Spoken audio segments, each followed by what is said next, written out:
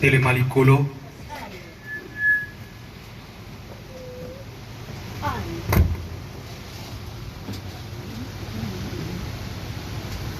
Nous prenons 1 Samuel, chapitre 8, verset 4. Nous allons descendre. Samuel aliboso moka ponango ya mwambe zela kotanga ya minei tokobanda kokita malema. Nous lisons. Tangi. Commençons au premier verset pour que nous puissions bien saisir. Tobana lanzela na kotanga ya moke aliboso poto pana kosimba malamu. Lorsque Samuel devint vieux, il établit ses fils et juges sur Israël. Tango Samuel akomaki mobange ataki bana na ye lokola bazuzi likolo ya Israël. Son fils premier-né s'est nommé Joël et le second Abijah. Ils étaient juges à Beersheba. Mwana na ye ya liboso kombo na ye zalaki Joël, oyo ya mibale Abijah, bazalaki bazuzi kuna na Beersheba. Les fils de Samuel ne marchèrent point sur ses traces. Ils se livraient à la cupidité, recevaient des présents et violaient la justice. Bana ya Samuel batambolaki te na nzela tata na bango. Bamikabaki na lokoso mbongo. Babandaki koyamba kanyaka, pe babandaki kotelemela boyenge bele. Père céleste, Tata na likolo. nous voici encore présents devant ta présence à ces lieux. Pourtant, ces corps qui sont debout devant toi. Ou à l'intérieur, tu t'es caché. Pourtant, les pantalons, les jupes, les bagnes. Toi, le Créateur. Tu as voulu que cela soit ainsi dans ces derniers jours. Nous te bénissons pour cela. Nous venons de lire ta parole. Nous savons que c'est par la parole où il y a la vie. C'est par la parole où il y a la délivrance. C'est par la parole où il y a l'élévation. Il y en a tout. Dans la parole. C'est celle que nous venons de lire, Seigneur. Nous les lisons comme les autres les lisent. Il y a même des féticheurs qui lisent cette Bible. Les théologiens les lisent. Tous les gens que tu as créés essaient de les lire. Mais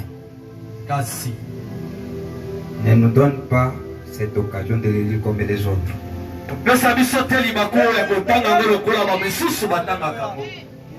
Mais accorde-nous la grâce pour que nous puissions la lire comme une épouse.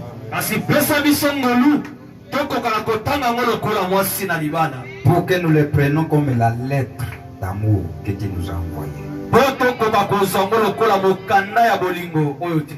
On se renferme des secrets qui est destiné seulement à l'épouse. Laisse à ce que nous puissions les recevoir ainsi, Seigneur. Ajoutez-nous des bénédictions venant du ciel. Le Saint-Esprit qui est le véritable enseignant puisse nous prendre en charge en tant que des instruments entre tes mains. Nous mettons à côté et que les dons puissent être utilisés par le Saint-Esprit pour amener ton peuple quelque part. Nous nous prêchons comme des prédicateurs, comme des enseignants. Mais le Saint-Esprit C'est celui qui amène ses enfants à une véritable compréhension. Accorde cela, Père. Au nom du Seigneur Jésus-Christ. Amen.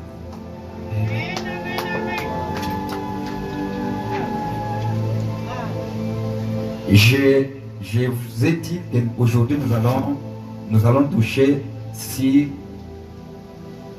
cette première partie de l'adoption que le prophète a intitulé Le roi rejeté.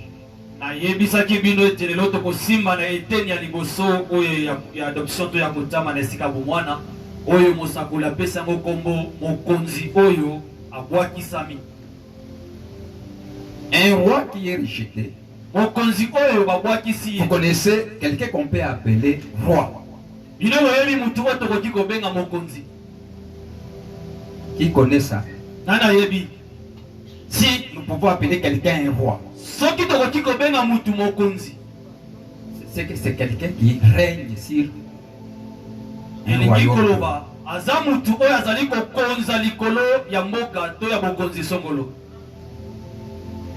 C'est ça? C'est ce que nous appelons un roi. Et n'oubliez pas que je vous ai dit que dans l'Ancien Testament, Israël était appelé le peuple de Dieu, qui formait le royaume de Dieu.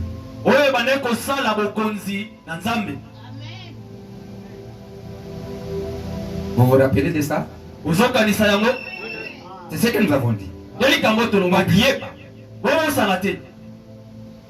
que Dieu a cherché, a choisi Israël par la grâce. Que ces peuples-là lui appartiennent. Il a choisi ces peuples-là au milieu d'autres peuples. Il a dit, vous serez mon peuple. Et moi, je serai votre roi. Je vous ai choisi ainsi. Ce n'est pas puisque vous êtes nombreux. Non. Mais je vous ai aimé seulement comme ça. Et je vous ai choisi. Cela a été par la grâce. Il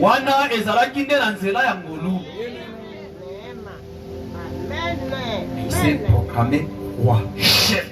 Ce n'est pas eux qui l'ont choisi. Non. C'est lui-même. Dis-moi, je serai votre chef. Et vous, mon peuple. Croyez ça. Et c'était comme ça. Et ils ont crié à ça. Et Israël est devenu peuple de Dieu. Vous comprenez? Et le prophète nous a dit que dans l'Ancien Testament, Dieu voulait être roi sur Israël avant qu'il devienne une église.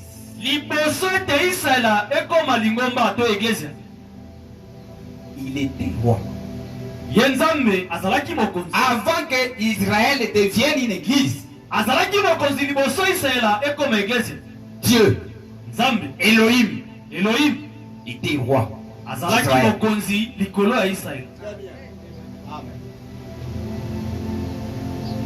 Bien qu'il y ait un prophète, des prophètes, mais Dieu, il était toujours roi. Mais un Dieu qu'on ne voyait pas. Ce qu'on voyait, ce n'est que des prophètes.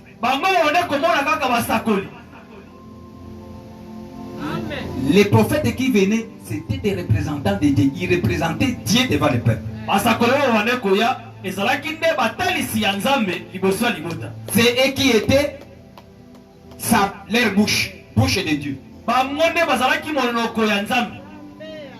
Tout ce que Dieu était, c'était à travers ces prophètes-là.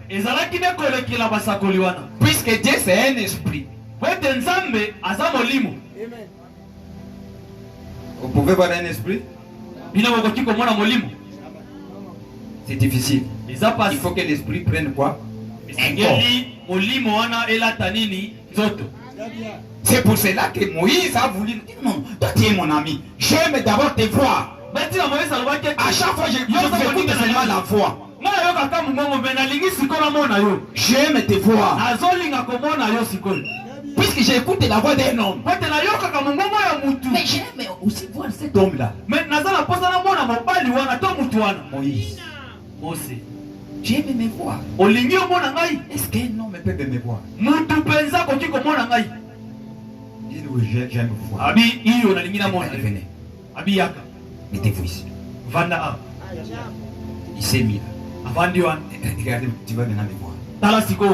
Et Moïse a commencé à regarder. Et il voit une présence qui passe devant lui. Et dès qu'il a regardé, il voit le dos. Moi j'ai demandé de vous voir face à face.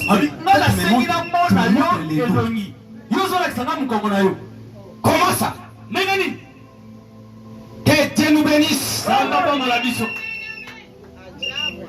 Que Dieu nous bénisse. Est-ce que Moïse a vu la face? Il a vu.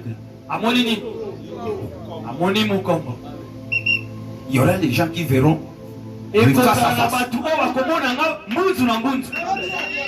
Que Dieu nous bénisse. Mais lui dit, même si je suis, tu me vois le dos, c'est moi le chef. C'est moi le chef.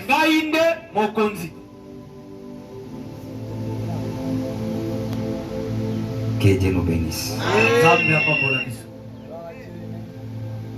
On est ensemble, hein? Okay. Alors maintenant, voyons ce que nous avons. Nous disons maintenant la Bible.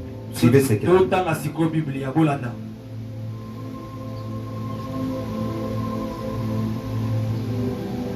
Verset 4. Les peuples qui connaissaient que leur roi c'est Dieu, il y a eu un temps. Et comment il attend au moko? Nous voulons comment nous continuons à être dirigés.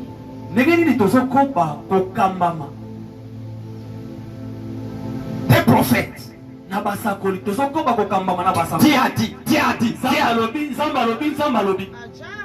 Mais nous essayons de regarder d'autres peuples. C'est différent de nous. Et ils ont leur roi. Il y a des fois, s'ils ont besoin d'aller le voir, le contempler, les voir directement. Au moment qu'ils ont commencé à penser à cela, ils ont tombé dans une amnésie.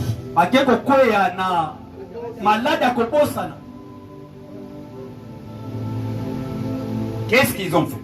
Tous les anciens d'Israël s'assemblèrent.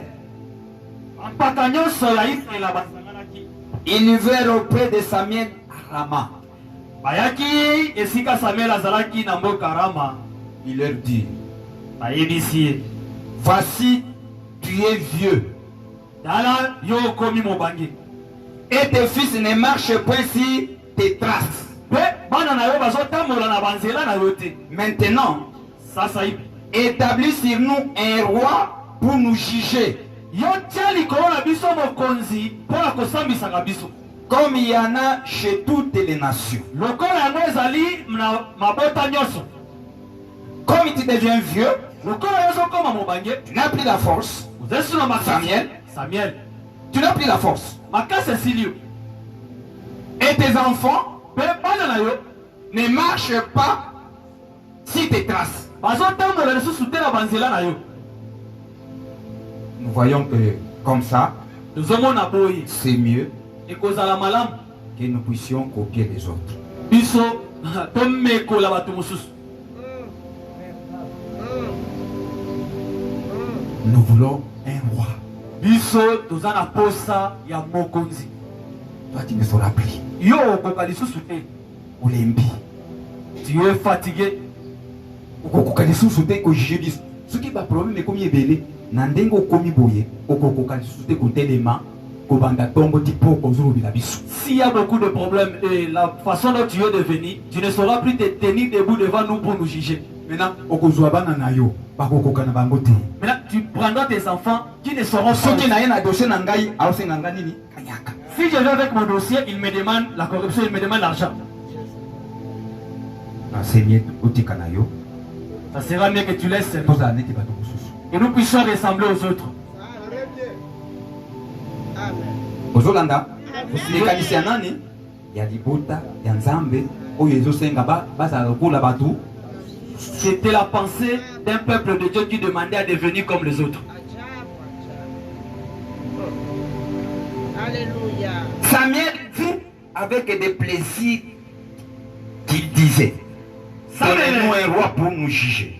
Samuel a sepelaki te na ndenge babanda kolobela ye pesa biso mokonzi moko mpona sambisa biso. Et Samuel pria l'Éternel. Et Samuel abondelaki Écoutez mes frères, c'était la chose qui a piqué les cœurs de Samuel. Dit ça. Comment ces peuples peuvent arriver à prendre de telles décisions? ezalaki likambo oyo etukisaki motema Samuel koloba ndenge nini liboto. Je ne pensais pas s'ils peuvent arriver même à ce niveau ici. na banda kokanisa te ke bango bakoki kokoma kino na mosanda boye. Nasalaka mabe pa na bango te. Je n'agis pas mal au milieu de nous. Tout ce que je leur dis, c'est leur Dieu qui dit. Je ne mange pas leurs histoires. Tout ce que je leur amène, c'est ce que leur Dieu a dit. Et c'est là, ils vivent tout ça. Ce que j'ai dit, c'est ce que Dieu fait. Et puis,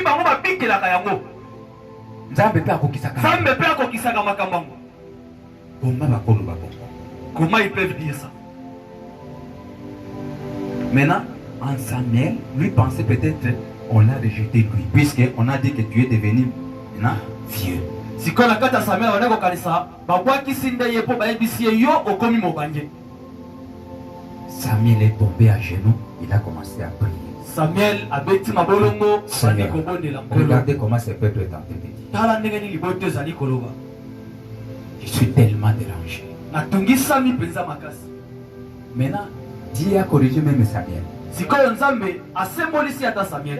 dit, ce n'est pas vous qu'on a rejeté. C'est moi qu'on a rejeté à travers vous. À ce temps ici, Dieu est au-dessus d'eux. La colonne de feu. Ozolanda. Natauyo bana naye bazoboya ye yazali likonzi ya nini? Pendant que ses enfants les refusaient, lui il était sous forme de la colonne de feu. Au-dessus d'eux. Ils n'ont pas voulu être conduits par Dieu. Ils ont voulu ressembler aux autres.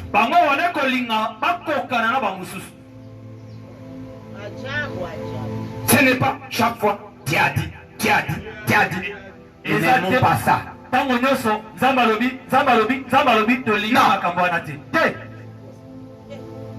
le tenté de nous embrouiller. Et où met la kamakasi ensemble? Ça nous embrouille et puis ça traîne. Ça prend beaucoup de temps. Et où met la kamakasi? Si nous voulons les raccourcis. Attends, patience. Non. S'il y a une décision, tu nous dis, attendez, je vais aller prier. Non, nous n'aimons pas. Attendez, je vais monter à la montagne. Non. Nous voulons que s'il y a quelque chose qui surgit, qui appelle les anciens, on les pète sur place et on a la solution. C'est que les peuples ont rejeté Dieu et la conduite de Dieu.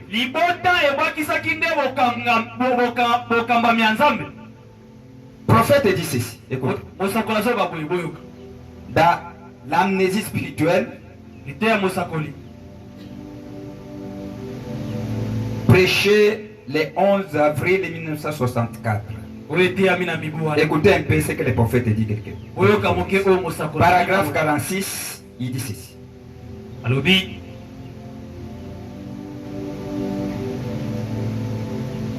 Je pense qu'on est ensemble. Hein?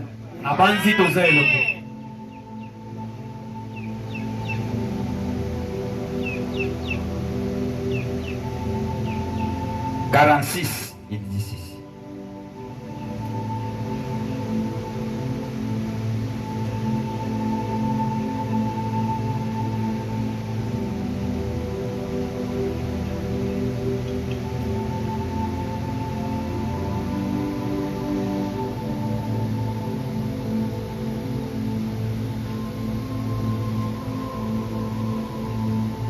Dieu, par sa grâce, a choisi Israël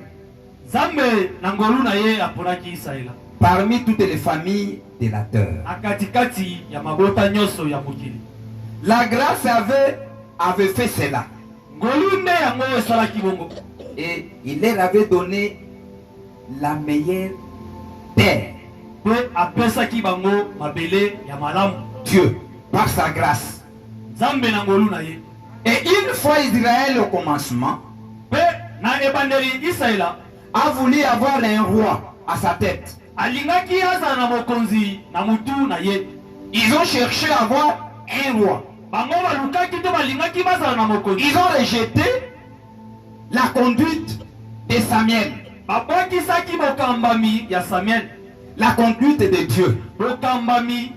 Ils n'ont pas voulu à ce que Dieu continue à les conduire. Ils ont aimé copier d'autres nations.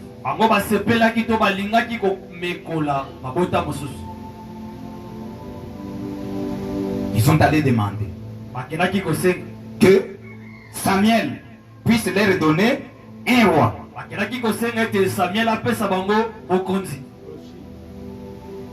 Et Samuel n'a pas voulu répondre directement. Il est allé demander à celui qui a choisi ce peuple-là.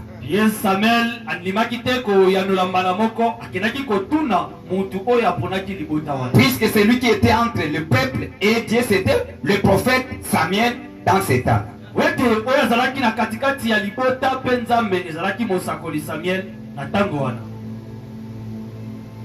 Et au moment que Samuel est allé prier, puisqu'il a dit que le peuple, regardez ce que le peuple tentait de demander. Ils ont besoin d'avoir un roi. Qu'est-ce que vous dites? Dieu a dit, écoutez ce que Dieu a dit. Au verset 7. L'Éternel dit à Samuel, écoutez la voix du peuple dans tout ce qu'il te dira.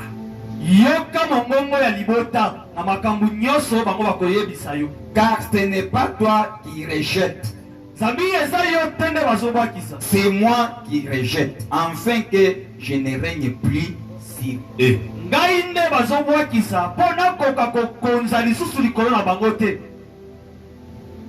Que Dieu nous bénisse, mes frères. Ça, c'était le temps que Israël avait rejeté leur Dieu. Ils ont déclaré ça après avoir que Dieu les bénit, les assiste, combattre pour eux, mais ils sont arrivés à un moment qu'ils ont rejeté Dieu.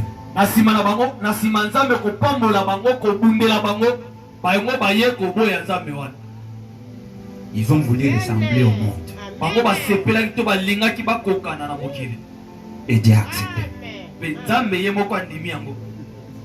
Et au moment que Dieu a accepté, Dieu continue à dire ceci. Écoutez, la Bible dit, il agissait à ton égard comme ils ont toujours agi depuis que je les ai fait monter de l'Égypte jusqu'à ce jour.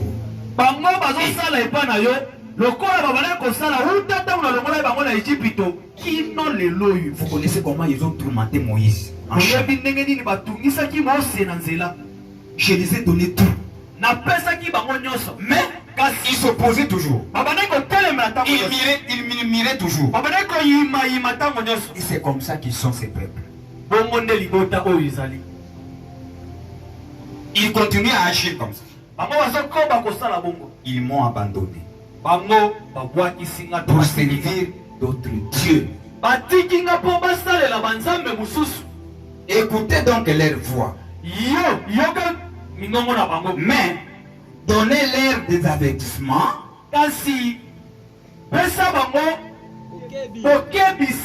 Suivez bien.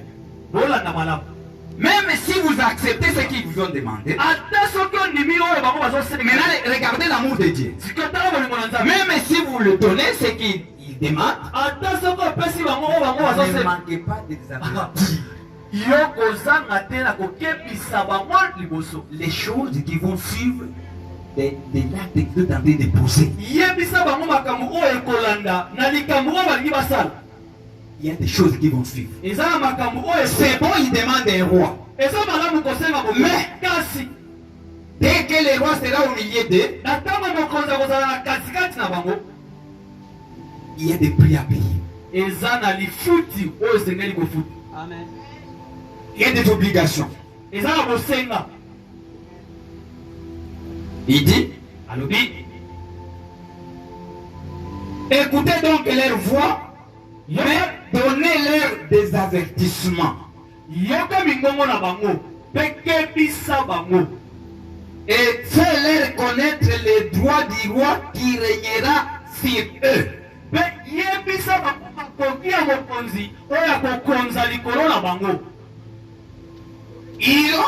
Ils ont réellement demandé un roi. Mais l'homme qu'on est en train de demander, il a des obligations aussi qu'il va imposer sur eux. Puisqu'il voit que ce que moi je leur impose est en train de les déranger. Ça va.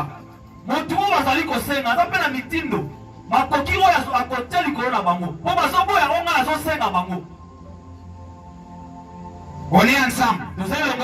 C'est bon. On rejette Dieu. Vous avez besoin d'un homme. Ça va. On va vous donner l'homme là. L'homme a des obligations qu'il va imposer sur vous. Il a ses droits qu'il va demander. Vous devez les avertir.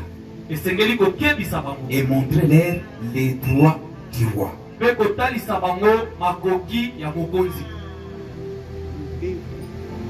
Que Dieu nous bénisse, mes frères. Que Dieu nous bénisse. On est en train de chercher comment de vous placer. C'est ça. Même amener l'ordre dans cette église. Mais il y a des obligations. Et nous devons vous les dire. Et comment on gère ces gens. Comment on soutient ces gens-là.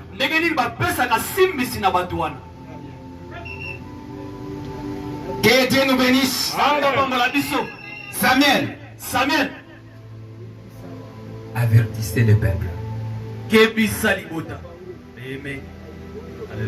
Dis-leur les obligations du roi. Ici, il y a des gens qui chantent ici. Frère, nous te donnons quoi? Et l'autre côté. Rien du tout. C'est ça. Bongo. Mais tu as besoin de prendre quelque chose de manger. Mais vous allez rappeler la poste à cause de l'eau Comme la même émail. Prendre même de l'eau. C'est pas ça. Bongo. Frère, tu es notre moniteur. On te donne quoi? Et pas ensemble. Oh, chez Dieu. On les sert seulement comme ça, sans manger. C'est ça, Nalibou. Tu as mon frère.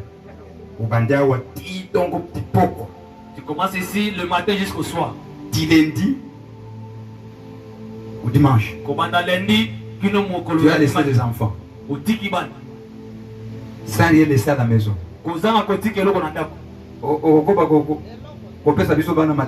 Tu continueras à prêcher nos enfants ici.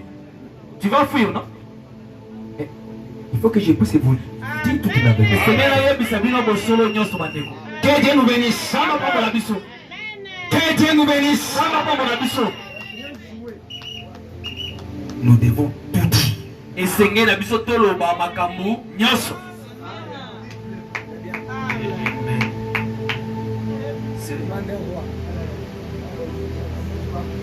On n'est pas encore là.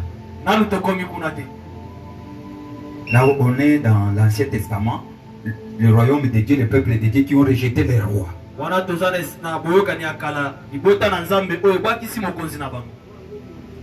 À qui Dieu a voulu être le roi. Et il est devenu le roi réellement de Dieu. Puisqu'il régnait dans son domaine. Nous avons suivi tout ça. Et depuis Moïse jusqu'au prophète Samuel, les gens ont troublé Dieu.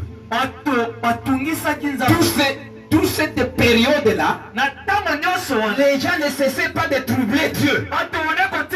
Même si Dieu donnait tout ce qu'il avait besoin, il y avait toujours des murmures. Il voulait toujours ressembler aux autres nations.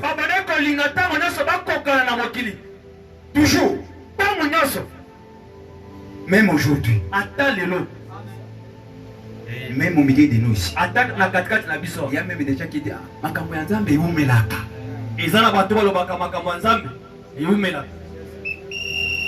accepter d'être conduit par le Saint-Esprit, ce n'est pas donné à n'importe qui. Que Dieu nous bénisse. On s'est dit qu'on est brebis. C'est ça. Mais c'est difficile à accepter que vous devez être conduit. Peut-être c'est un homme que tu es plus intelligent que lui, c'est un peu. Maintenant, suivez mes frères. Les difficultés de ce peuple ici, qui a toujours été toujours. Quel est le problème qu'a Dieu avec son peuple qu'il a créé? C'est l'homme a accepté un autre homme. C'est ça la difficulté. Puisque Dieu, même s'il dit que je suis votre roi, mais vous verrez devant vous, il va élever encore un autre homme devant vous. C'est ça les difficultés.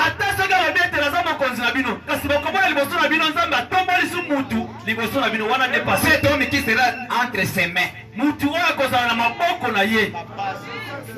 qui est attentif à ses voix. Maintenant, pour accepter que cet homme-là, à travers cet homme, que Dieu puisse amener sa volonté envers un autre homme,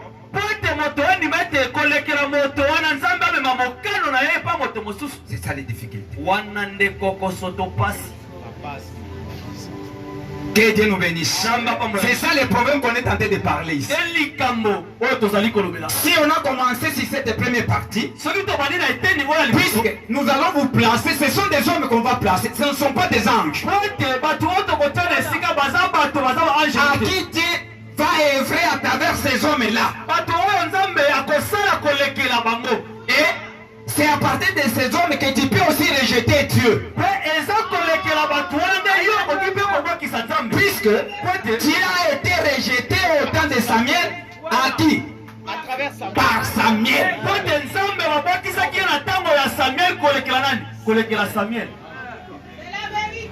Puisque c'est Samuel qui était la bouche de Dieu. C'est celui qui a mené la volonté de Dieu.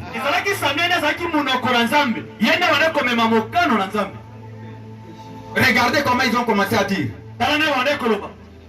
Tu es devenu vieux. Qui va nous juger? Non.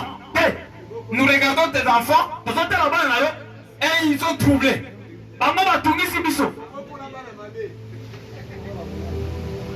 Tu n'arrives même pas à gérer tes enfants. Non, non. On en a marre. Nous voulons être comme les autres. Cherchez-nous un roi au milieu qui va nous diriger. Écoutez leurs propres paroles ici.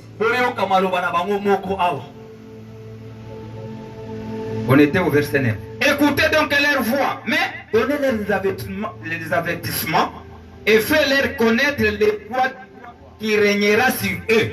Yoka mingongo na bango. Kasi kebisa bango. Yebisa bango makoki ya mokonzi oya kokonza likolo na bango. Ça, ce sont des paroles de Dieu qui est en train de s'adresser à qui? À Samuel. Wana maloba nzambe nzambe azolobela nani? Samuel. Maintenant, Samuel, écoutez ça. Samuel rapportant toutes les paroles de l'Éternel au peuple qui leur demandait un roi. Amemaki maloba nyonso oya Yahweh.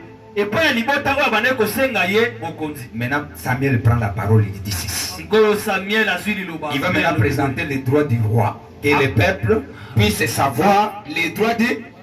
Akotalisa sikoyo makoki ya mokonzi libota eyeba oyo mokonzi alinga. L'homme qu'ils ont demandé à ce qu'il puisse être sur leur tête. Mutu oyo bango basengi akonza bango to azala na mitu na bango. Samuel dit. Samuel alobi. Écoutez l'homme que vous voulez qu'il puisse vous gérer. Oyo kamoto oyo bino bolingi akamba bino. Voici quel sera le droit du roi qui régnera sur vous. Otala oyo kozala lokola makoki ya mokonzi oyo akokonza likolo na bino. Premier droit. Makoki ya liboso. Il prendra vos fils. Ye akozwa bana na bino ya mibali. Et il les mettra sur ses chars parmi ses cavaliers afin qu'il court devant son char. Akotia bango likolo ya likalo to mikalo na bango pote bakoka na kotambola likolo batambola kola bakavale likolo ya likalo wana. Et toi, tu as combien d'enfants? J'ai 3 enfants. Amenez le premier. Yo, il doit être à ma charge. Il va commencer à me garder. Yo, za bana boni il va commencer à aller devant moi. Si j'ai besoin de quelque chose, je l'envoie.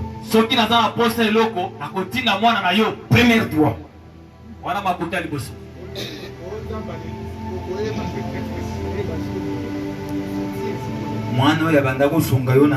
Un fils qui t'aide à la maison. On le prend pour qu'il part aider une autre personne. Zamba pambola biso.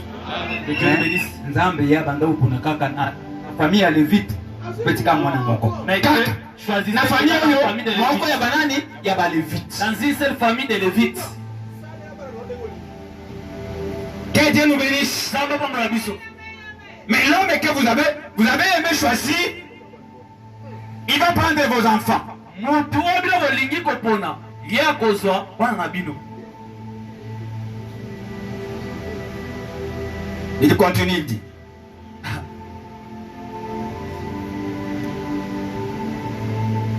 Il s'en fera des chefs de 1000 et des chefs de 50.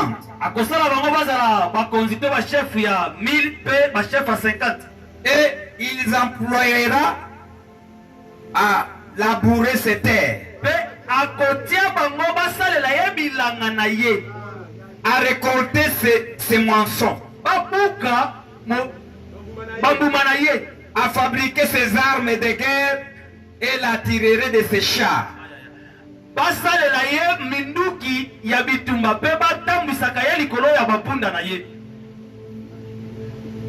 Deuxième point, deuxième obligation. Il prendra vos filles pour en faire des parfumeuses et des cuisinières et des boulangères.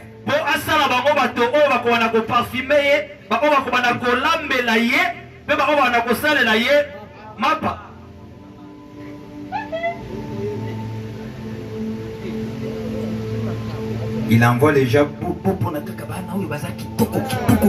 allez choisir des filles qui sont belles. Et là,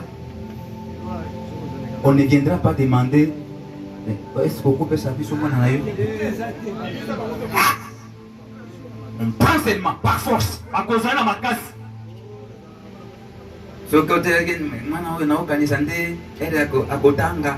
Si tu pensais que c'est à l'université, à côté de la boue. Je suis en train de penser que c'est lui qui ira à l'université, il fera ceci, ce n'est pas ça. Alors que auprès de Samuel, il disait regardez ce que Dieu a dit, regardez. Si vous pouvez aller hier, Dieu va vous aider, vous devez vous consacrer. Ceux qui vont au Nzambe Nzambe osunga bino senga bino bo mibulisa. Si tu veux, tu pars. Si tu ne veux pas, tu laisses. Que Dieu nous bénisse. Que Dieu nous bénisse. Est-ce que vous avez ma casse? C'est vraiment difficile. Si vous voulez regarder, j'étais à la montagne. Dieu m'a dit que dans ces mois, nous allons tous entrer dans la prière. Et que chacun amène un dixième de ses revêtus. Un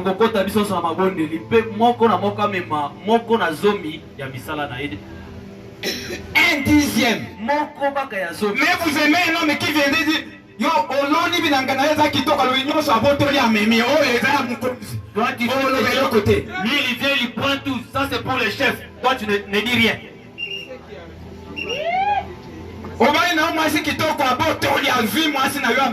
Tu as une belle femme, il vient, il prend ta femme, il part. C'est le chef.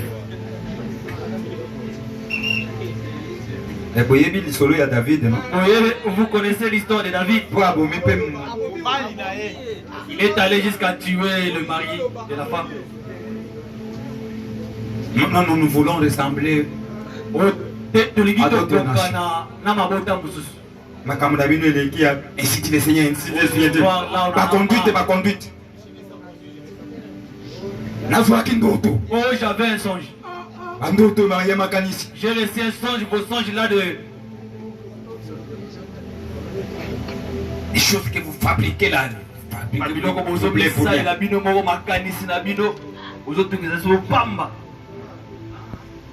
feront des chefs de 1000 et des chefs de 50.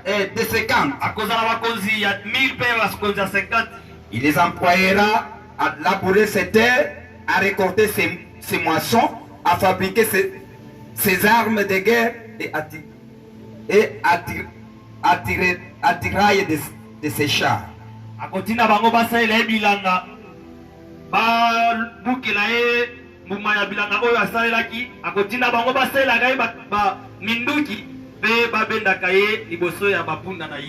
Et il prendra la meilleure partie de vos champs, de vos vignes et de vos oliviers, et la donnera à ses serviteurs. Il prendra la dîme du produit de vos semences et de vos vignes et la donnera à ses serviteurs.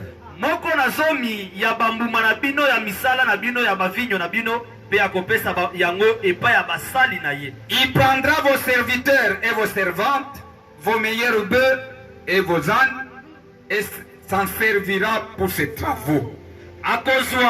Basali na bino pe basali na bino mibali pe basali na bino abasi akozwa bangombe na bino ya malamu pe bapunda na bino pe akosalela yango po na misala na ye. Il prendra la dîme de vos troupeaux et vous-même serez ses esclaves. Akozwa moko na zomi ya bibwele na bino pe bino moko kozala bawumbu na ye. Alors vous crierez contre votre roi et que vous serez choisis, mais l'Éternel ne vous exaucera point. Na bongo bino boko glela pona mokonzi na bino oyo bino moko boponaki kasi na tango wana Yahweh akoyanula bino te. Le peuple refusa d'écouter la voix de Samuel. Libota baboyaki koyoka mongongo ya Samuel. Ils sont déjà dans l'amnésie totale. Bango bakotaki na kati ya maladi oyo. Ce peuple ici était tombé dans l'amnésie totale. Libota oyo bakoyaki na kati ya. Si quelqu'un a déjà abandonné Dieu, même si vous lui parlez comment, ils ne peuvent pas accepter. Soki moto asili kobaki sanzambe ata soko lobele ndenge nini akoyoka lisusu te. Kolande bandeko soki moto atelemi na makanisi na ye na lokela bino lingala boyoka bien. Soki moto akoti déjà na makanisi na ye même soko osungele konini aoyoka yo te. Si quelqu'un entre déjà dans sa pensée, même si tu viens l'aider, il ne t'écoutera pas. Atelemi sika kama makanisi na ye même soko lobini na oyoka yo te. Lui il brandit ses pensées, même si tu dis quoi, il ne t'écoutera pas. Et un homme qui perd son identité, abungisa identité na ye. Il tombe dans cette maladie ici. Akoti na kati ya bokono oyo. Il oublie tout ce que tu as fait. C'est ce qu'Israël était dans cet état ici, au moment qu'ils ont commencé à aimer, à ressembler à d'autres nations. Israël ezalaki na lolenge wana na tango wana kolinga bakokana na mabota mususu. Et penser peut-être amené à être géré par des hommes, c'est ce qui serait mieux par rapport à ce que Dieu les conduisait. Bango wana kokanisa ete soki bazokamba mana mutu yango eza malamu lokola koleka oyo nzambe wana kokamba bango. C'était l'esprit qui était sur eux. Et ils ont refusé tout ce que Dieu parlait. Ils ont dit non. Dirait-il. Mais il y aura un roi sur nous. Nous aussi, nous serons comme toutes les nations. Alors qu'ils ont oublié que c'est un peuple qui a été appelé différent d'autres peuples. Leur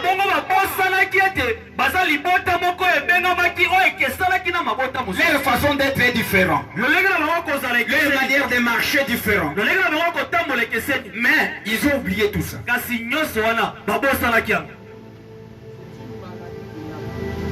Nous aussi, nous serons comme toutes les autres nations. Notre roi nous jugera. Il marchera à notre tête et conduira nos guerres.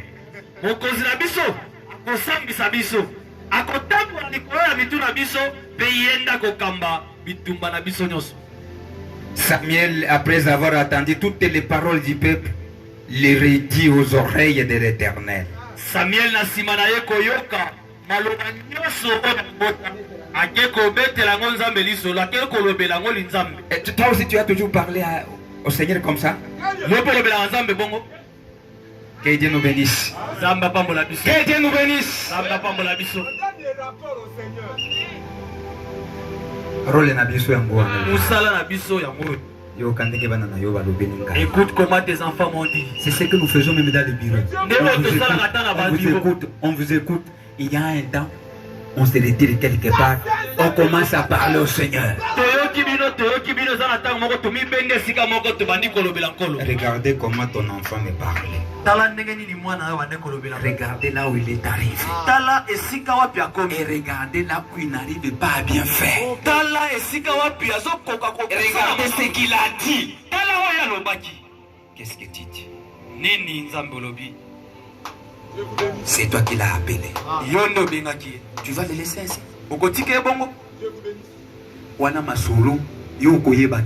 Ça c'est une causerie que toi tu ne sauras pas. Est-ce qu'on connaît pas? Toi tu ne sauras pas. Que Dieu nous bénisse. Et tu as toujours été attentif.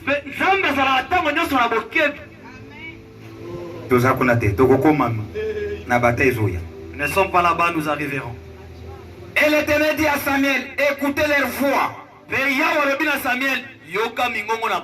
Établis un roi sur eux.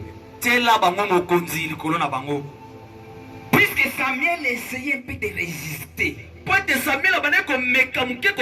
Puisque lui était dans une autre sphère. La façon qu'il voyait, les choses qui vont venir, ce peuple-là, les paroles que le peuple parlait, c'était à l'encontre de ce que Dieu leur a dit. C'est ce qui pesait dans le cœur de Samuel. Regardez ce peuple. Ils ne connaissent pas ce qu'il est tenté de demander. Abandonner cet homme et ressembler au monde.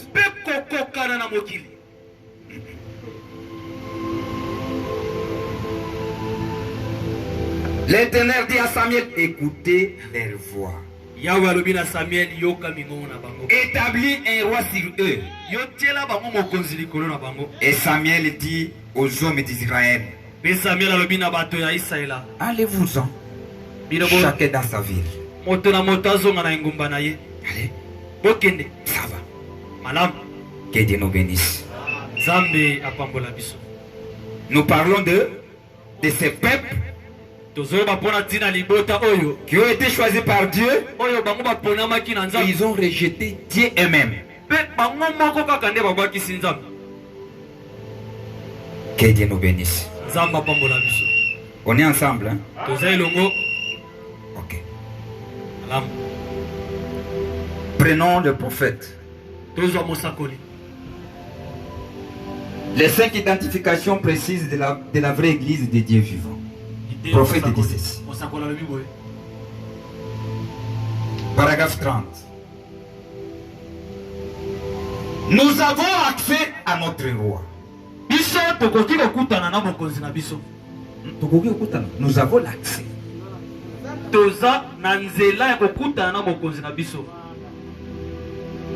Nous avons un entretien avec lui chaque fois que nous désirons l'évoquer.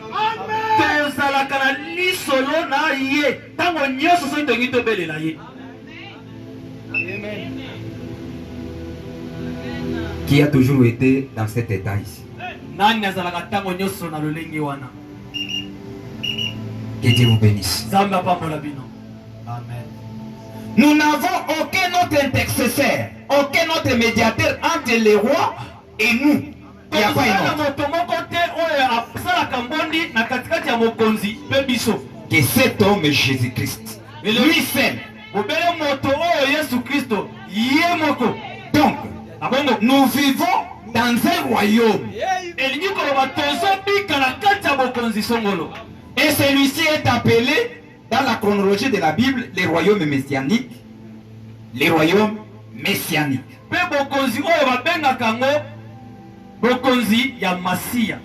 Autrement dit, où les messies gouvernent. Dans chaque vie qu'il y a dans son empire. Dans chaque vie où il y a dans son empire. Puisque nous avons suivi ceci, que dans l'Ancien Testament, l'église était appelée le royaume de Dieu. Où Dieu était le roi. Dans le Nouveau Testament, l'église est appelée l'empire. L'ensemble des royaumes. Que Dieu nous bénisse. Maintenant, le chef de cet empire, c'est Christ.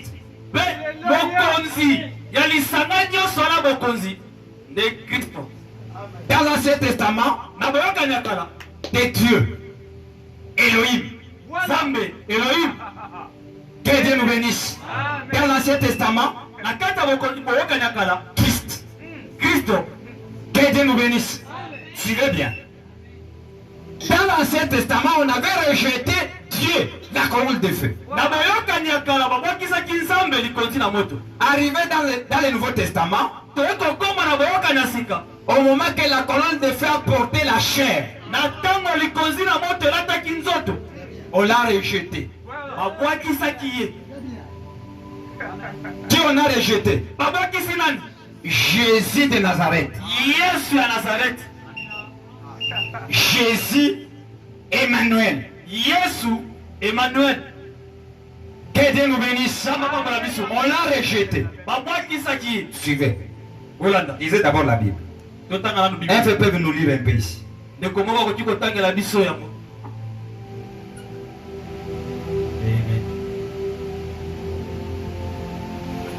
Dans le temps de Moïse,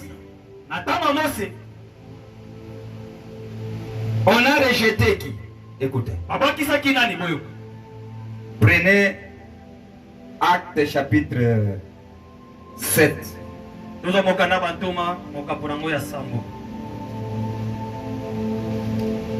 Je lis.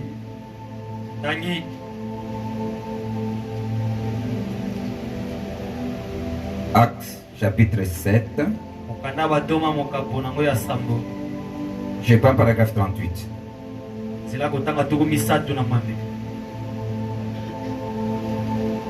Celui qui, lors de l'assemblée au désert, était avec l'ange qui lui parlait sur la montagne de Sinaï, oyo nani na tango ya lisanga kuna na esobe oyo yende moto na tango ya lisanga kuna na désert de esobe oyo moi Jelou alobelaki ye na ngomba ya Sinaï. Et avec nos pères, récit des oracles vivants pour nous les donner. Pe elongona batata na biso azwaki malako ya Nzambe na bomoi pour la kopesa biso yango. Nos pères ne voulurent pas lui obéir. Kasi batata na biso balingaki te to bakokaki te kotosa ye. Ils repoussèrent, ils tournèrent leur cœur vers l'Égypte. Babwakisaki ye pe balolaki mitema na bango na Égypte en disant à Aaron, fais-nous des dieux qui marchent devant nous.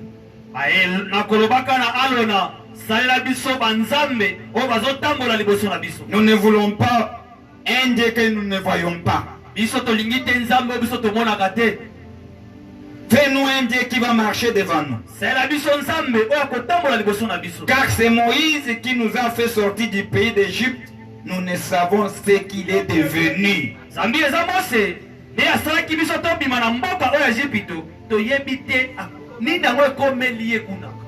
À ce jour-là, ils firent un veau, ils offrirent un sacrifice à l'idole et se réjouirent des lèvres de leurs mains.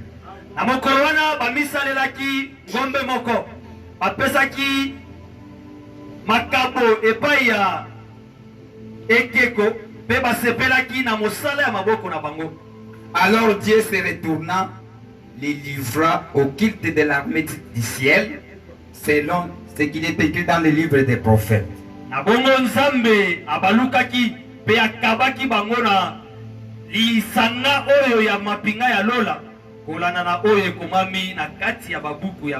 M'avez-vous offert des victimes et des sacrifices pendant 40 ans au désert, maison d'Israël?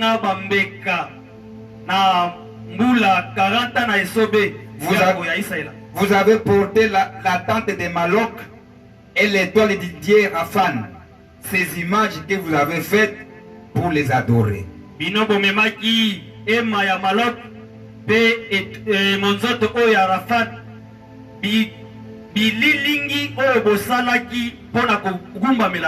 Aussi vous transporterai-je au-delà de Babylone. Que Dieu nous bénisse. Ils l'ont rejeté. Arrivé dans le temps, au moment de Samuel, ils ont déclaré un roi. Et après, au temps de Jésus-Christ, le corps, ils ont encore rejeté Jésus.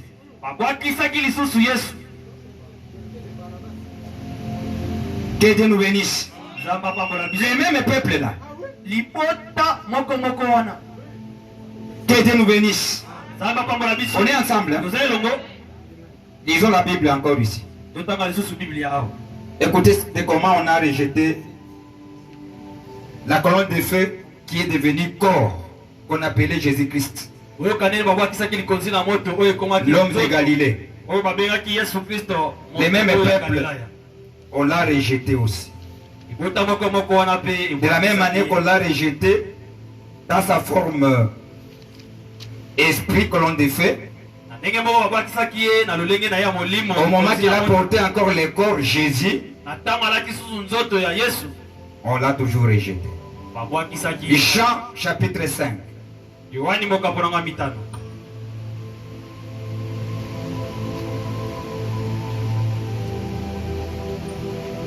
Je commence au verset 43 jusqu'à 47. J'ai dit. Je suis venu au nom de mon Père. Vous ne me recevez pas.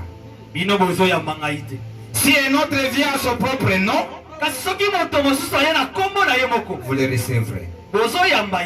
Comment pouvez-vous croire, vous qui tirez votre gloire les uns des autres?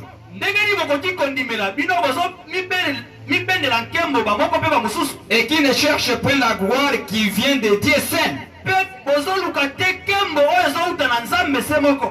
Ne pensez pas que moi je vous accuserai devant le Père. C'est lui qui vous accuse, c'est Moïse. okanisa te ke ngala kofunda bino liboso ya tata. Non. Mutu oyo azofunda bino eza nde Mose. À qui vous avez mis votre espérance? Moto oyo bino botielaki ye elikia na bino nyonso. C'est celui qui va vous accuser. Yende akofunda bino. Car si vous croyez Moïse, Zambi soki bino bondimeli Mose. vous me croirez aussi. Zambi soki bino bondimelaki Mose. Bolingaki pe bondimela ngai. Parce qu'il a écrit de moi. Pote Mose ye akomaki pona tina na ngai. Mais si vous ne croyez pas à ces écrits, Kasi soki bino bondimeli na makomi na ye te. comment croyez-vous à mes paroles? Boni bino bokondimela maloba na ngai. Marc 14. Malako mokapola nga zomi na minei.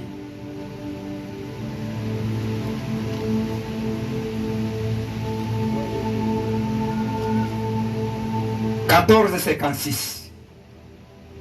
Car plusieurs rendaient des faux témoignages contre lui. Mais les témoignages ne s'accordaient pas.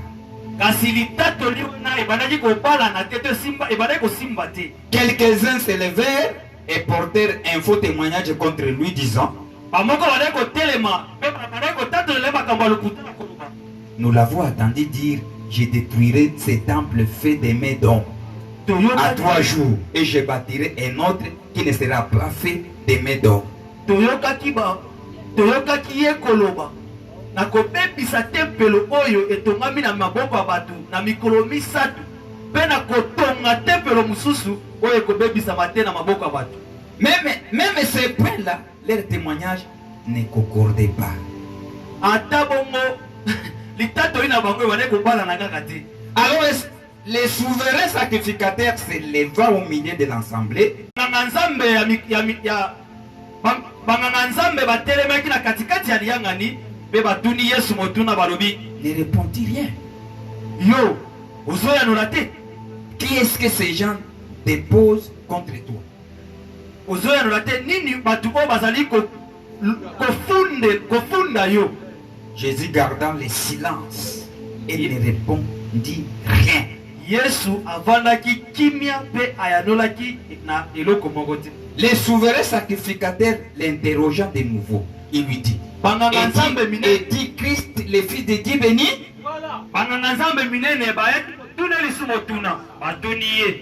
Yo, ozali Christo. C'est là qu'il va répondre.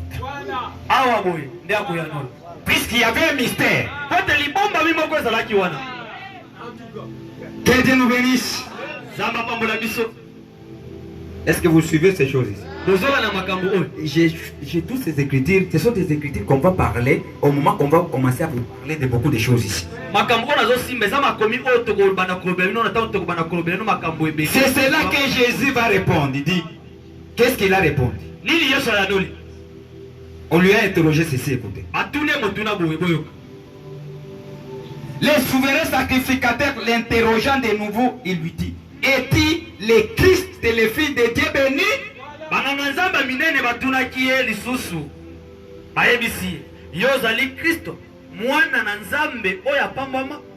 Puisque lui connaissait, si on parle de Christ, il y a les gens qui vont savoir. Puisque c'était l'état où Christ avait un son.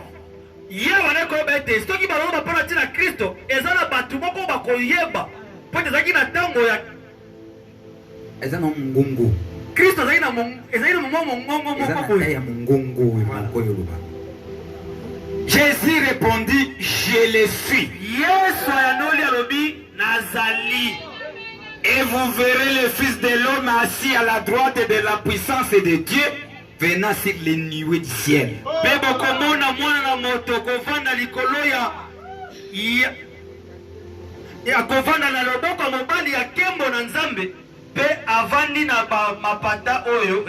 Alors les souverains sacrificateurs déchira ses vêtements et dit: qu'avons-nous encore besoin de témoins? Vous avez attendu le blasphème qui vous ensemble. ezosa bino moko boki kotuka nani yango azosangisa bino nini yango bozoluka lisusu tous les condamnèrent comme méritant la mort. bato nyonso bakweyisaki ye lokola moto oyo abongi na liwa.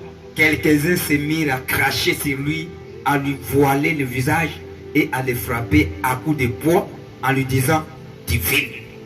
Les serviteurs reculèrent en lui donnant des soufflets. Bamoko ya bango babandaki kobwakela ye soyi mpe babandaki kofinika ye elongi bazobeta ye baku bayebisi ye sakola mosakoli. Ils sont en train de rejeter les rois. Bango bazali kobwakisa. Ils ont commencé au début dans l'Ancien Testament, dans le Nouveau Testament, ils continuent à rejeter les rois. Babalaki na ebandeli na boyokani ya kala. Bazali kokobaka kobakisa mokonzi na bango. Olatiwe. Babomi. Que Dieu nous bénisse. Au moment qu'il va retourner encore dans sa forme esprit, on va toujours continuer à les rejeter. Que Dieu nous bénisse. Que Dieu nous bénisse, mes frères. Et là, nous trouverons dans la première saison et la deuxième saison qui vont se mélanger, puisque nous allons combiner les deux saisons.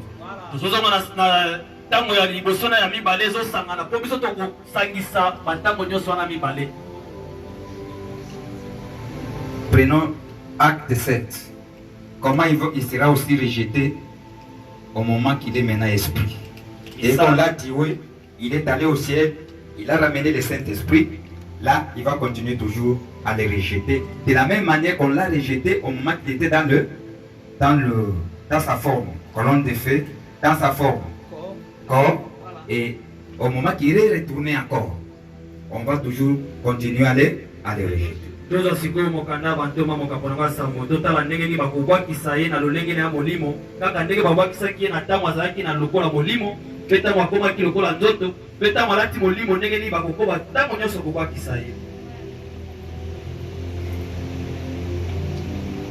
Chapitre 7, verset 51 à 60.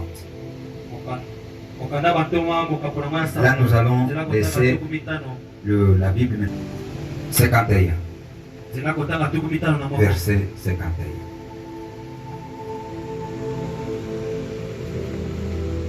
Ça, c'est la parole d'Étienne.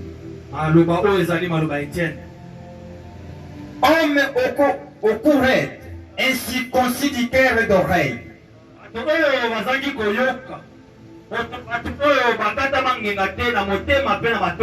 Vous vous opposez toujours au Saint-Esprit. C'est que vos pères ont été, vous l'êtes aussi.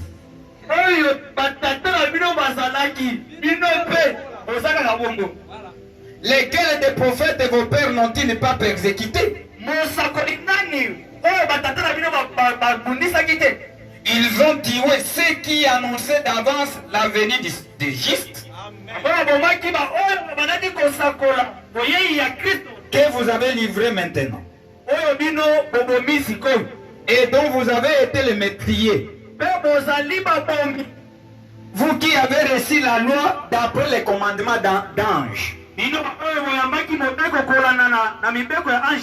qui ne l'avait point gardé. En attendant ces paroles, ils étaient furieux dans leur cœur. Ils graissaient des dents contre lui.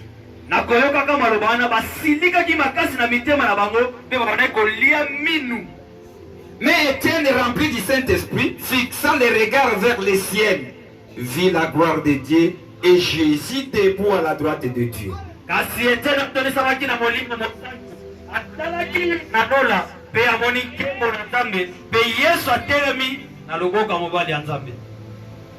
Il dit, voici, je vois les cieux ouverts, les fils de l'homme debout à la droite de Dieu.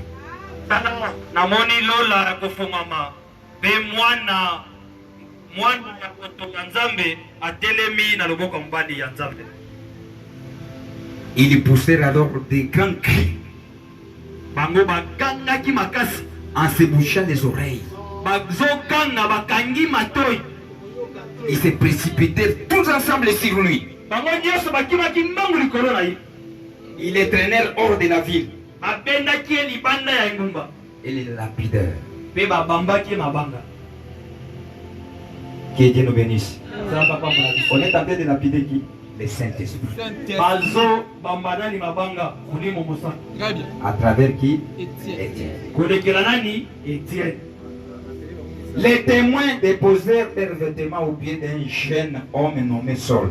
Banzela eke bawana kotika bilamba na bango na makolo ya mwa elenge mobali kombo na ezalaki Saul. Il lapidait Étienne qui priait et disait: Seigneur Jésus, reçois mon esprit. Babanaki ko bamba Etienne mabanga. Pe babana oya banaki ko bondela pe koloba golo Yesu yamba molimo na ngai. Puis s'étant mis à genoux, il s'écria d'une voix forte: Seigneur, ne leur imputez pas ses péchés. Pe abetaki mabolongo pe agangi na mongongo makasi. Kolo kotangela bango masumu oyo. Après ces paroles, il endort. Na sima ya maloba oyo Il endormi. alalaki. Oh, ça j'aime ça. Que Dieu nous bénisse. Nzambe yapambola biso. Que Dieu nous bénisse. Nzambe apambola biso. Oh, c'est merveilleux. Vous avez saisi quelque chose? Bino bosimbi likambo moko. Ok. Malamu. Roi rejeté. Ete ya mosakoli. Par là. Bala mosusu nakozokela.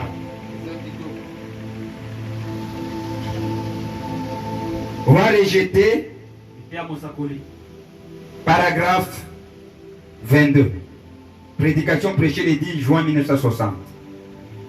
Ça, c'était à l'époque du prophète Samuel. Israël a réclamé avoir un roi comme d'autres peuples. Au temps de Samuel, les gens étaient à bien des égards comme ils sont à toutes les époques. Na ntango ya Samuel, bato wana bazalaki botosi lokola bazalaka na batango nyonso. Les gens ont toujours été ainsi. Bato bazalaka ntango nyonso bongo bazanga botosi. Ils en étaient arrivés au point où ils désiraient être comme les autres peuples. Bakomaki na esika moko bone kolinga bazala lokola mabota mosusu. C'est tout simplement la nature humaine. Wana ezalaka lolenge ya bomoto. Les gens aiment imiter les uns les autres. Bato balingaka komimekola bamoko mpe lokola bamosusu. Si vous sortez, Soki bobimi, achetez un certain genre de vêtements obimi osombi elamba songolo ya lolenge moko boye. ou une certaine automobile, To mutuka moko ya lolenge moko ou boye. peut-être vous peignez d'une certaine façon, To mbala mosusu obongisaka suki na yo lolenge songolo. ou vous arrangez votre maison d'une autre façon, To obongisaka ndako na yo na lolenge moko boye. ou les pelouses, To pelouse. ou les marches de la véranda. To ba escalier. Observez les voisins aussi. Talaka ka ba voisin. Et aussi vont venir copier, commencer à prendre même des photos pour qu'eux aussi puissent aller aussi arranger dans leur maison. Bango pe bakoya bando zata ba photo po bango bakende ko arranger pe banda kuna bango bongo. Que Dieu nous bénisse. Zamba pambola biso. Bon, moi même ma modèle bilamba na bino. Voyez même les modèles de vos habits. Les gens aiment toujours copier les autres. Bato balingaka ntango nyonso Mais komekola bato. il faut tirer attention. Kasi esengeli kosala keba. Vous devez regarder et avoir le discernement de l'esprit. Esengeli kotala mpe kozala bososoli ya molimo. L'origine de la chose, vous devez regarder. Ça a tiré quelle origine? C'est que vous voulez copier. Likambo oyo olingi komekola yango ebandeli wapi.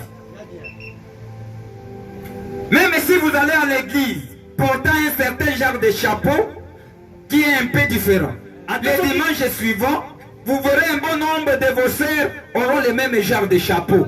Ata soki oke na lingomba olati mwa chapeau moko boye okomona dimanche ezoya kuna bandeko basi bango mpe balati chapeau na lolenge Au moins, moko. il y a alati chapeau. Azala mena Mariam, on dit alati yango, on ne va tenir sur balati. Ouais, comme la sœur a porté les chapeaux. Si c'était maman Maria, vous allez voir d'autres sœurs commencent à porter le même chapeau. Les gens ont toujours tendance à copier. Bato ba mesana komekolo. J'ai écouté même une sœur qui me disait, dit, papa, non, non, ça c'est bien, puisque Meda aussi, ses habits arrivaient à ça. Na kaka tande commence mo walobi papa oyo oeza malamu po meda pe abandai kolata kaka boy. C'est ça la nature humaine. Wana nde lolenge ezaleli ya bomoto. Si elle peut me trouver, pour l'une ou l'autre raison, des gens veulent toujours simplement agir les uns comme les autres. C'est une bonne chose. Si on en a fait un bon usage. Si on en fait un usage d'une bonne manière. C'est que nous pouvons copier de bonnes choses. Pas les tout, non. Eh bien, mais ces gens à l'époque du prophète Samuel, ils voulaient agir comme les Philistins.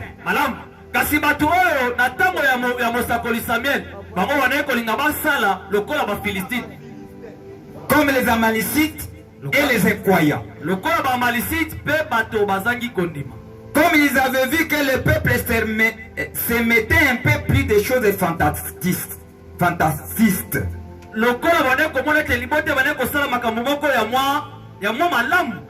Ils étaient une nation de gens qui avaient été appelés à sortir et qui étaient élis. Mais ils n'étaient pas censés agir comme les autres. Le peuple de Dieu ne doit jamais agir comme le monde.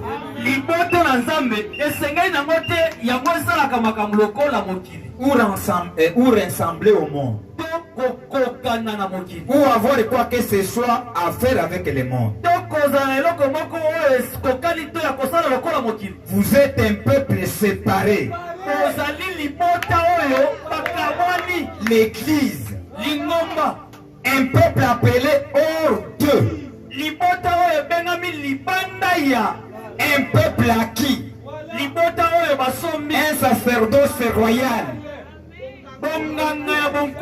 Une nation sainte. Tout à fait différent. Mis à part toutes vos actions, vos habitudes, vos manières sont différentes des choses du monde. Qui a bien saisi? Que Dieu nous bénisse. Nous devons être différents. Nous devons être différents. Que Dieu nous bénisse. Bolinga bilanda nanda. Surtout bino basi. Nous ne sommes pas comme les autres. Si et arrange de leur manière, nous nous arrangeons de notre manière. C'est ce que le prophète dit. Surtout sur les sujets des cheveux. Puisque le problème de nos églises, c'est cela, la mondanité.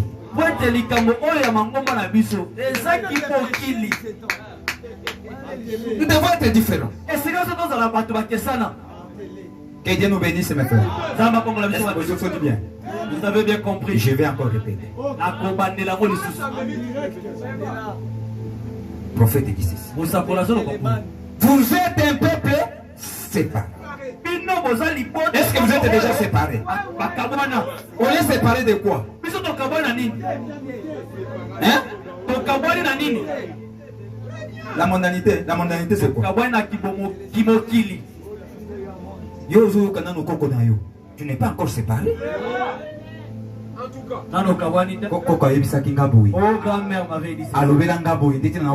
Elle m'avait dit ceci, c'est il y a même des sœurs qui prennent des cordes et ils attachent à leurs enfants.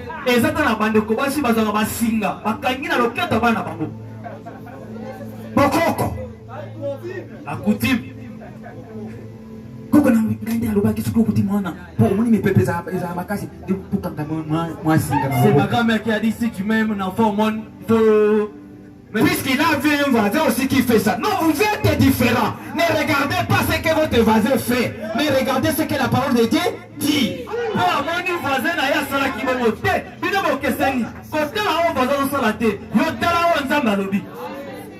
Vous savez, ma voisine fait quoi? Au moment qu'il est tenté de laver son enfant, il fait comme ça. Non. Oui, puis voisine a Nous sommes un peuple différent. Tant que ce soit moi naé à Salaka boy. Eh, biso toza libota oyo tokeseni.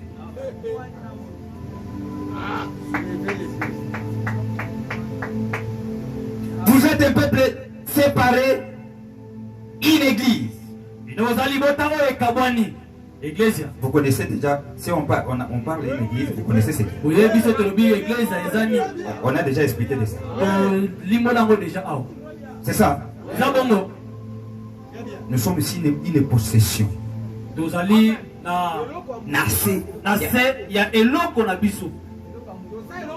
Toza eloko ya mutu. Que Dieu nous bénisse. Toza kabiloko ya mutu songolo. Azana lulingi na yendenga kamba kabisu. Lui il a sa manière de nous diriger. Yoza eloko ya mutu songolo. Toi tu as la possession d'une personne. Un peuple appelé Ordé. Libota oyo ebengami libanda ya. Un peuple à qui? Libota oyo esombama. Je ne sais pas si vous saisissez bien ce terme. Un sacerdoce royal. Onganga ya bonkumu. Ezanine. J'aime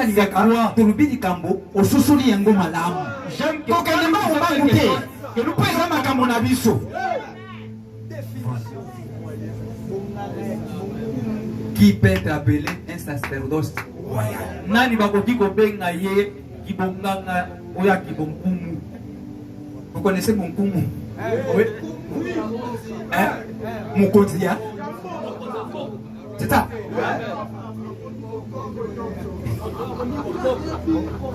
Fait que yende azali makambo nyonso ya bokonzi ezali na maboko na ye. Tout. Fait que makambo nyonso soki okomona mboka ezala banganga na makambo yende azana likolo ya makambo nyonso. Yende azogere makambo nyonso ndi biso. Nana obuji yo. Soko komi wana bando ntambola boyi. Nous sommes un sacerdoce royal.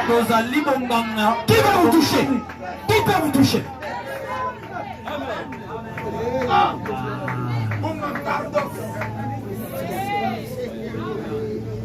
Un sacerdoce royal.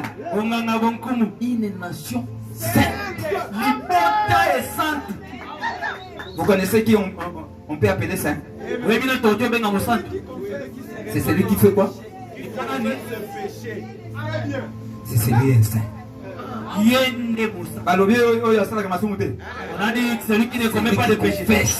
On a dit celui c'est celui un saint. Une nation sainte. C'est une nation. S'il fait quelque chose, il se rappelle de ce que la parole de Dieu dit pour arranger la chose.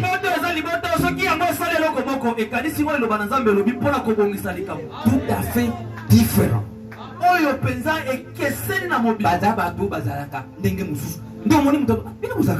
Ce sont des gens qui sont différents. Vous êtes comment?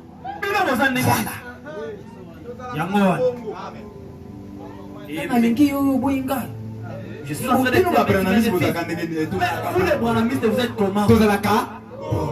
Nous sommes toujours comme ça.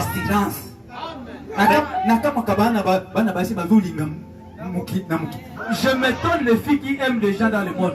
Tu l'as aimé pourquoi? Olinga qui est pour Nani. Olingi est pour Nani.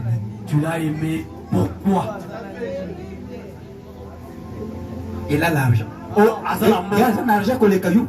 Toi, tu penses qu'il a l'argent? Toi, tu as tout. Il a l'argent.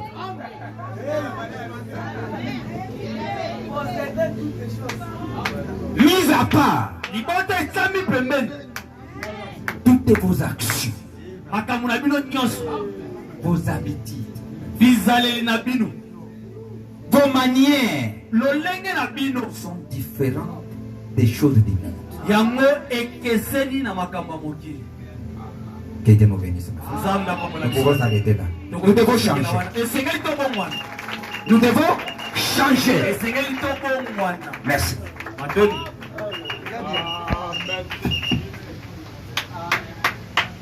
Be